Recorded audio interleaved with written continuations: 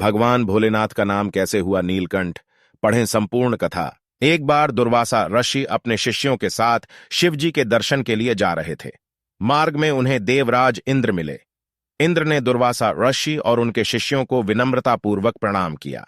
तब दुर्वासा ने इंद्र को आशीर्वाद देकर भगवान विष्णु का पारिजात पुष्प प्रदान किया।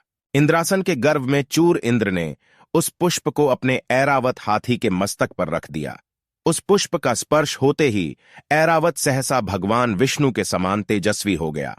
उसने इंद्र का परित्याग कर दिया और दिव्य पुष्प को कुचलते हुए वन की ओर चला गया।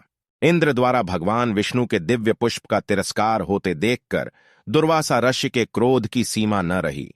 उन्होंने देवराज इंद्र को वैभव लक्ष्मी से हीन हो जाने का शाप दे दिया। दुर्वासा मुनि के शाप के फलस्वरूप लक्ष्मी उसी क्षण स्वर्गलोक को छोड़कर अदृश्य हो गईं। लक्ष्मी के चले जाने से इंद्र आदि देवता निर्बल और धनहीन हो गए। उनका वैभव लुप्त हो गया। इंद्र को बलहीन जानकर दैत्यों ने स्वर्ग पर आक्रमण कर दिया और देवगण को पराजित करके स्वर्ग के राज्य पर अपना परचम फहरा दिया।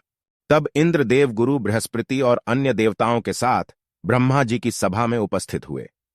तब ब्रह्मा जी बोले, देवेंद्र, भगवान विष्णु के भोगरूपी फूल का अपमान करने के कारण रुष्ट होकर भगवती लक्ष्मी तुम्हारे पास से चली गई हैं।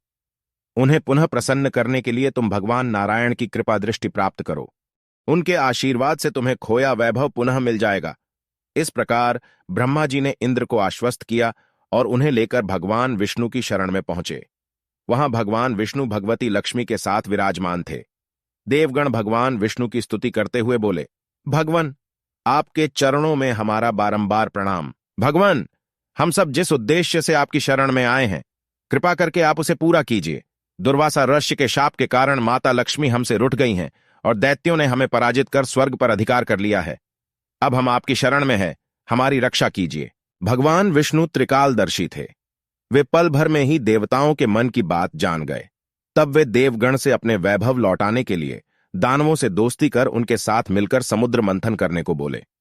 उन्होंने समुद्र की गहराइयों में छिपे अमृत के कलश और मणिरत्नों के बारे में बताया कि उसे पाने से वे सभी फिर से वैभवशाली हो जाएंगे। भगवान विष्णु के कहे अनुसार इंद्र सहित सभी देवता दैत्यराज बल्ली के पास संधि का प्रस्ताव लेकर गए और उन्हें अमृत के बारे में बताकर समुद्र मंथन के लिए तैयार कर लिया। समुद्र मंथन के लिए समुद्र में मंदराचल को स्थापित कर वासुकी नाग को रस्सी बनाया गया। तत्पश्चात दोनों पक्ष अमृत प्राप्ति के लिए समुद्र मंथन करने लगे। अमृत पाने की इच्छा से सभी बड़े जोश और वेग से मंथन कर रहे थे।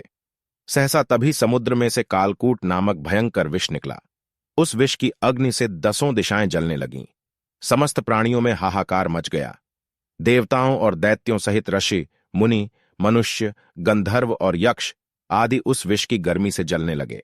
देवताओं की प्रार्थना पर भगवान शिव विषपान के लिए तैयार हो गए। उन्होंने भयंकर विष को हथेलियों में भरा और भगवान विष्णु का स्मरण कर उसे पी गए। भगवान विष्णु अपने भक्तों के संकट हर लेते हैं।